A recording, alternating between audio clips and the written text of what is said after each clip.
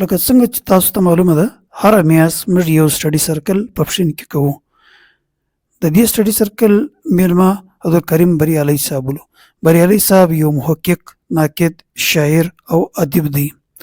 بریالي صاحب پر خپل ژوند باندې او د ژوند تجربات د خلکو په مخ کې کښېږدول. د بریالي صاحب څخه موږ دا زده کړه وکړه چې په خالي کتابو سره ته د خپل ژوند اصلاح نسې کولی تر څو پورې چې ته په معاشره کې د علم خلکو سره ناسته ولاړه نه کې شروع او د دې سره سات سات سفرونه نه وکې.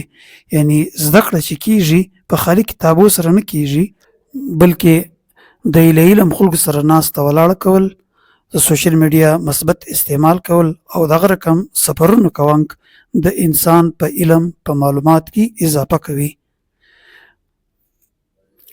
په آخر کې د سوالات جوابات سیشن هم وصلو